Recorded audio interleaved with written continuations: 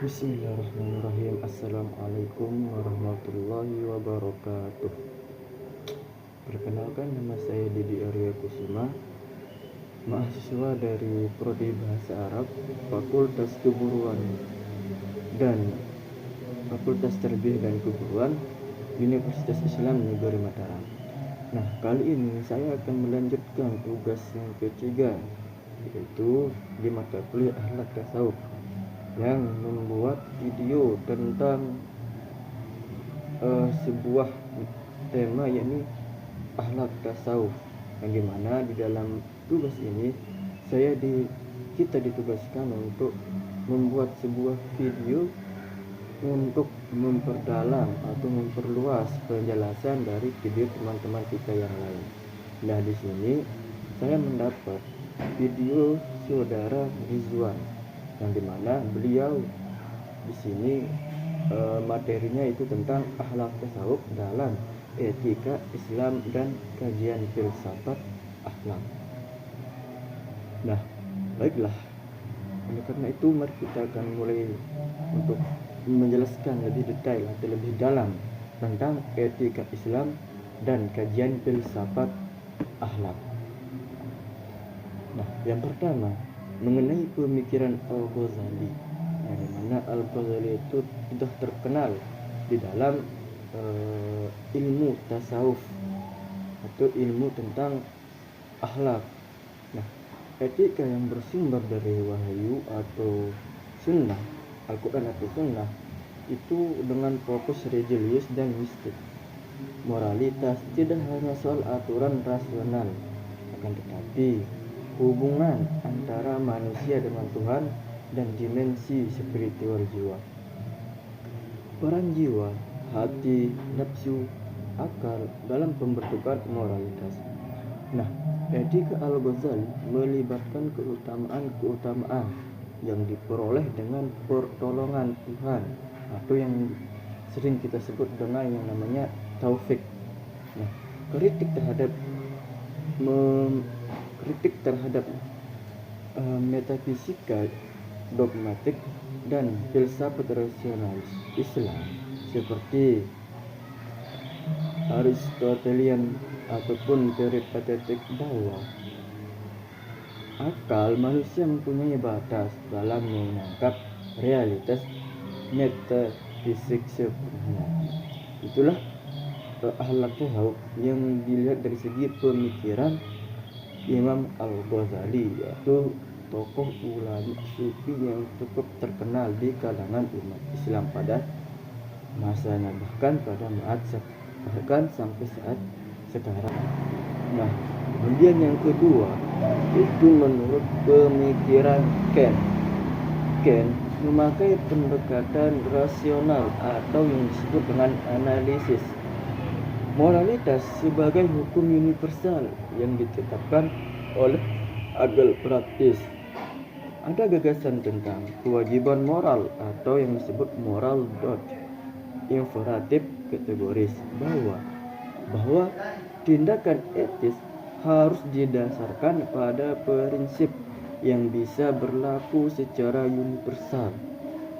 Ken menolak metafisika spekulatif yang dogmatik, penekanan bahwa hukum moralitas tidak berasal dari pengalaman empiris, akan tetapi hukum moral itu berasal dari rasio.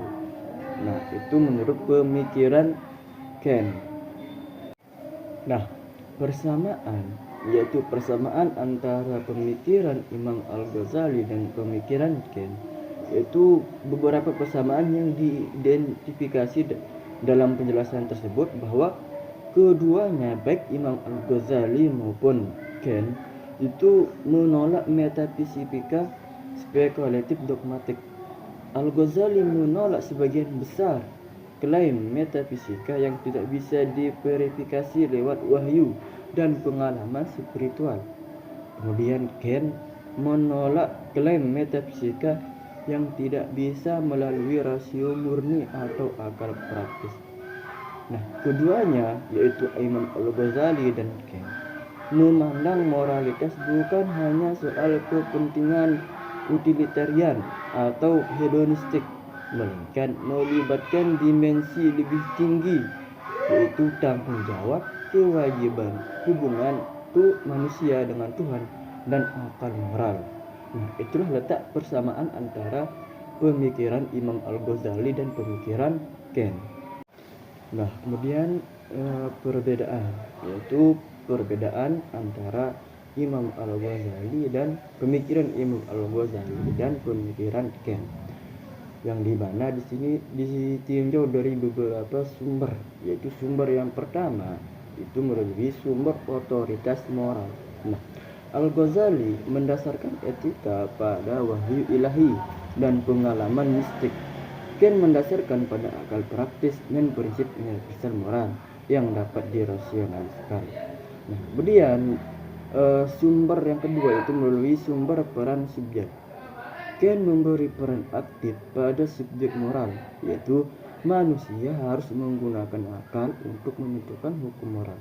Sementara pada Imam Al-Ghazali, peran manusia itu lebih bersifat respon terhadap petunjuk Tuhan, pertolongan Tuhan, dengan hati dan jiwa sebagai pusat.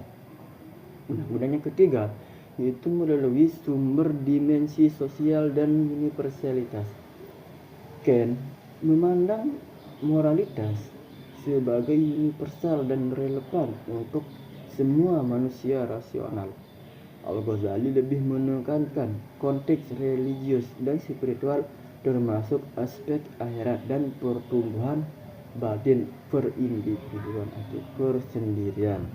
Nah, itulah letak perbedaan antara pemikiran yakni Imam Al-Ghazali dan Kant yang ditinjau dari beberapa sumber yang kurang lebih tadi sudah disebutkan, yaitu melalui dipandang dari segi 3 sumber. Nah, kemudian terkait konsekuensi praktis atau relevansi terkait itu, penjelas berargumen bahwa dengan memahami persamaan dan perbedaan ini, kita bisa membangun pemahaman etika Islam yang kritis dan reflektif, bukan hanya saat buta, lebih refleksif terhadap tantangan modern. Ada implikasi terhadap bagaimana jika etika dijalankan dalam kehidupan umat Islam, hubungan antara lokal, spiritualitas, dan norma-norma Islam, sebagaimana etika religius bisa diintegrasikan dalam kehidupan kontemporer. Nah, mungkin untuk saat ini, untuk kali ini mungkin cuman ini yang saya bisa perjelas lagi. Kurang lebihnya saya mohon maaf. Wabillahi taufiq wal hidayah. Assalamualaikum warahmatullahi wabarakatuh.